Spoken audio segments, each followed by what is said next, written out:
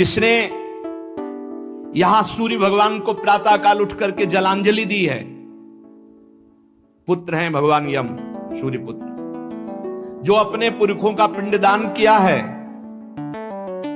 जो समय समय पर अपने पूज्य जनों को, गुरुजनों को, संतों को अपने घर में बुलाकर भोजन पवाया है, जो बुजुर्गों को तेल मालिश करके, जैसे उन्होंने हमें तेल मालिश करके पुष्ट किया, ऐसे वृद्ध माता पिता के जो चरण दबाना है, शरीर पर तेल लगाना है, उनके वस्त्र धो देना, उनको भोजन कराना है, उसको वहां थोड़ा आदर मिलता है। बैठो, खान पान, थोड़ा सुख सुविधाएं, नरक से नहीं बचोगे। भगवत भाव के बिना नरक से नहीं बचोगे। जो जो उसने सेवाएं की हैं, वो सेवाएं, आए हो नरक के मार्ग में तो थोड़ा तेल मालिश हो जाएगा, खवा पिया दे जाओगे, थोड़ा शीतल जल पीने को मिल गया, खान पान की, विश्राम की व्यवस्था थोड़ी समय के लिए। अरे इसीलिए जैसी हरिवंश नरक गति, ये जो अपने माता पिता को गाली देते हैं, जो मनमानी आचरण करते हैं ना, खूब अच्छे से तृप्त होते हैं। अब बात ये कि याद नहीं रहती ना, जैसे गर्भ की बात याद नहीं है, गर्भ की बात याद आ जाए तो तुम भजन के सिवा कुछ नहीं करोगे। मरने की बात याद आ जाए कि पीछे जब मरे थे तो कितना कष्ट हुआ, मां के गर्भ में रहे कितना कष्ट हुआ, ऐसी जेल तो है ही नहीं मां के गर्भ जैसी। विचार करके देखो। अब वो मृतक जीव जो जो सुविधाएं दान की थी, वो उसे कुछ दिन के लिए वहां सैया मिल गई, भोजन मिल गया, विश्राम मिल गया। कुछ दिन के लिए भाई, बहुत होश में, दान पुण्य के भरोसे मत रहना। जो मनुष्य यहां छत्र दान किया है किसी को,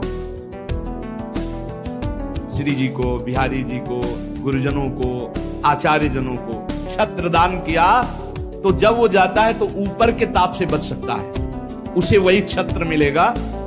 और जो किसी को, पूज्य जनों को पादुकाएं दान की हैं, तो उसको पादुका, अगर अन्न दान किया है तो रोग के भोजन, ये मोक्ष नहीं, कल्याण नहीं, दान पुण्य से नहीं होता। ध्यान दीजिए।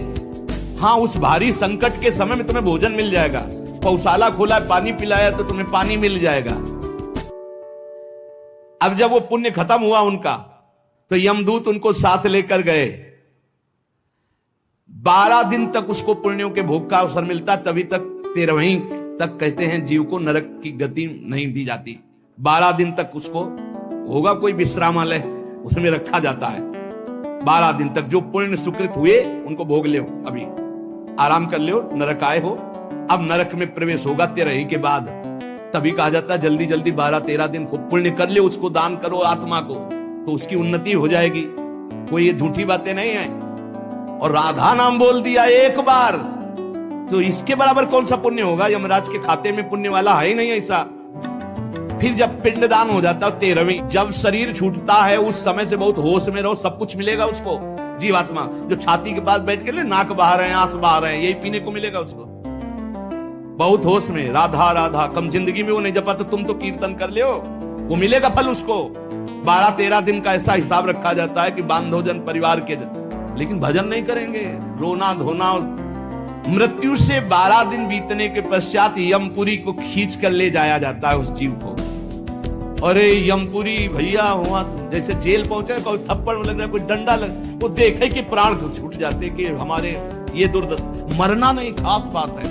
यमराज की यमपुरी को देखते ही प्राण सूख गए। कोई काटा जा रहा है, कोई कोल्हू में पेरा जा रहा है, कोई पकौड़े की तरह तला जा रहा है, हाहाकार मचा। मरना किसी को है नहीं। मृत्यु काल, ये सब वहां नजर आ रहे हैं। मूर्तिमान मृत्यु, मूर्तिमान काल, जो यमपुरी में दंड हो रहा है। बहुत कठिन है नरक की गति। तभी कहते हैं नरक जाओगे होश में रहो, मतलब सबसे बड़ा दंड नरक का। लोग कहते हैं कि कहां नरक स्वर्ग है, किसने देखा है? तुम देख लेंगे। ऐसे आचरण रख रहे हो जो संतों की अवहेलना करे, शास्त्र की अवहेलना करे, भगवान को अवहेलना कर रहे हो, अपने आप देख लोगे पर बताने नहीं आओगे। बस खास बात ये है। और भौहें कैसी?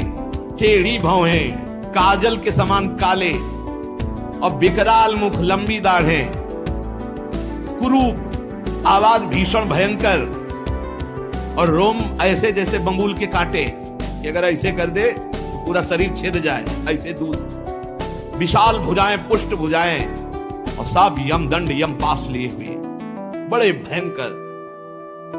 दुर्गंध आती शरीर से, जीव देख के घबराता है, उनके हाथों में फंसा हुआ। अब जो यहां पराये पुरुष से रति करती है, अपने पति को धोखा देकर, जो अपनी पत्नी को धोखा देकर दूसरी पराई स्त्री से पतिवंचक पर पति रति करई, रौरव नरक कल्प सत परई। ऐसे ही पुरुष को, ऐसे स्त्री को, रौरव का बड़ा भयानक स्वरूप है। रौरव नरक की लंबाई चौड़ाई 2000 योजन है। 1 योजन 4 कोश और 1 कोश 3 किलोमीटर। 2000 योजन कितना हुआ? 4 दूनी 8, 8000 कोश। 2000 का 4 तो 8000 हुआ, और 8 त्रिक 24000 किलोमीटर का है।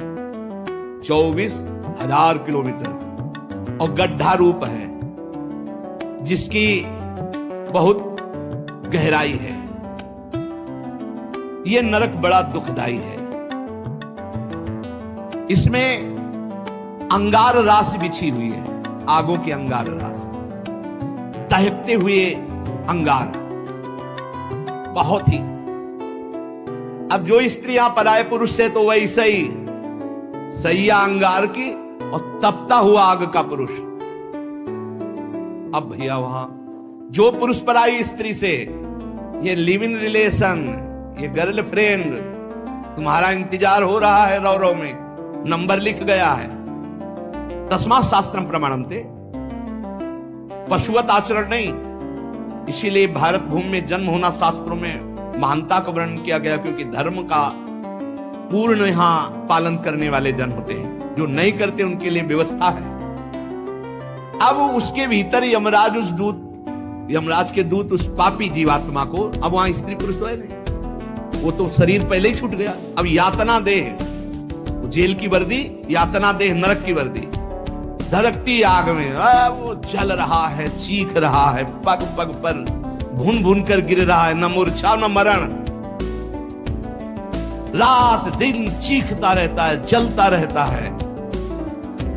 दौड़ना है 28,000 किलोमीटर, बस उसी में आनंद लीजिए। कितने दिन? बोले सहस्त्रों वर्ष, 1-2 वर्ष नहीं, सहस्त्रों वर्ष। ऐसे पापियों की शुद्धि नरक में की जाती है।